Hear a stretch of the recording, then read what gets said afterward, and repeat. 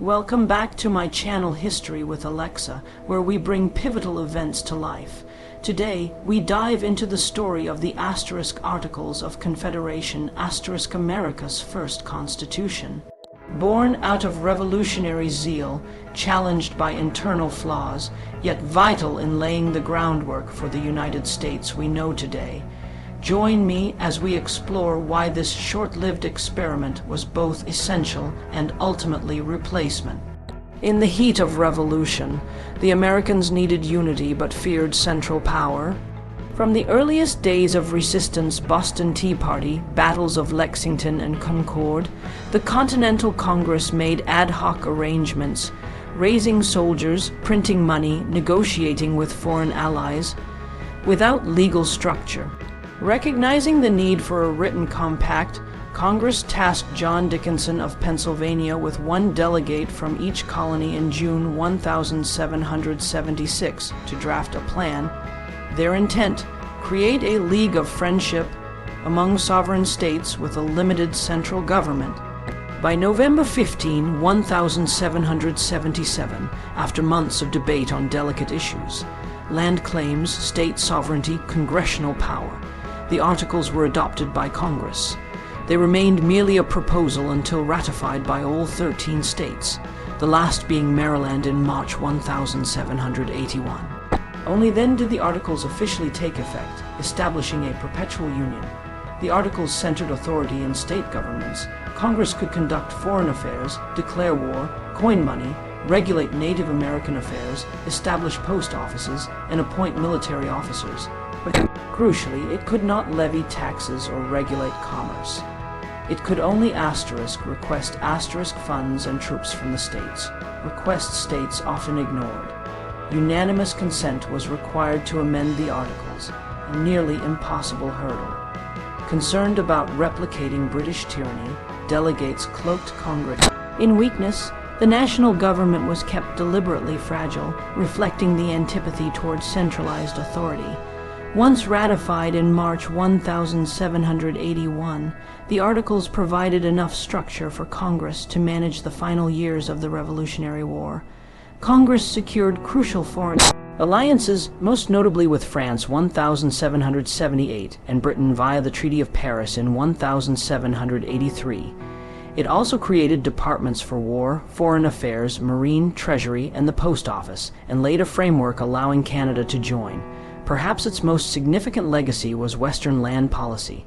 Congress passed three major ordinances: the Land Ordinance of 1784 organizing territory into future states; the Land Ordinance of 1785 standardizing land survey and sales; the Northwest Ordinance of 1787 establishing the governance template for new territories, guaranteeing civil rights, banning slavery in the Northwest Territory, and requiring provision for public education.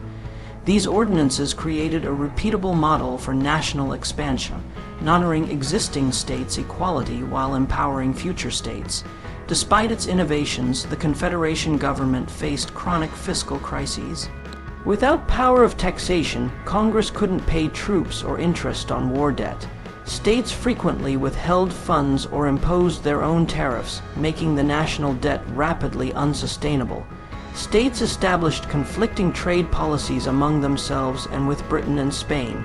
Congress had no power to regulate interstate commerce. A foreign treaty, such as opening rivers or ports, could be undermined by a single state, rendering diplomatic gains ineffective. The federal government could not regulate domestic unrest. The most dramatic example was Shays' Rebellion, where indebted farmers in Massachusetts closed courts to prevent foreclosures. Congress was powerless to assist. Its lack of authority spotlighted its impotence and jolted elites into demanding reforms. In September 1786, delegates from 5 states met in Annapolis, Maryland, to discuss trade reform only. Recognizing more systemic problems, they issued a report recommending a broader convention, leading to a constitutional convention scheduled in Philadelphia for May 1787. Influential leaders such as George Washington, James Madison, and Alexander Hamilton declared the glaring deficiencies of the current system unacceptable. Washington, fresh from Valley Forge, warned that a fragile union would dissolve in internal conflict or fail to garner foreign respect. The 1787 Philadelphia Convention was meant to revise the Articles, but delegates opted instead to draft an entirely new constitution. However, several principles carried over, requiring states to respect each other's legal decisions, protecting state citizens, powers of Congress, declaring war, managing foreign affairs, and more were modeled after Articles precedents. Enduring theme. The doctrine of perpetual union persisted, later reinforced by interpretations such as Abraham Lincoln's during the Civil War. Federalist arguments for a strong central government rooted themselves in Articles-era failures, prompting support for ratifying the Constitution. While short-lived, the Confederation government supplied lessons in unity, interstate diplomacy, Western expansion, and written governance under an articulated framework of laws. It confirmed that a union required more than goodwill. It needed structure with real authority. Thank you for joining History with Alexa as we explored the brief but pivotal era of the Articles.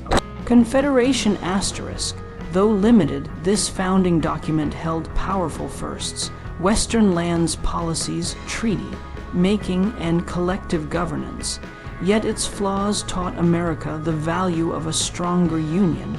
The path from these Articles to our Constitution marks a journey of learning, adaptation, and ultimate gathering of collective will. If you found this journey enlightening, please like, share, and subscribe. And hit the bell icon to explore more transformative moments from the past. Until next time, let history guide your present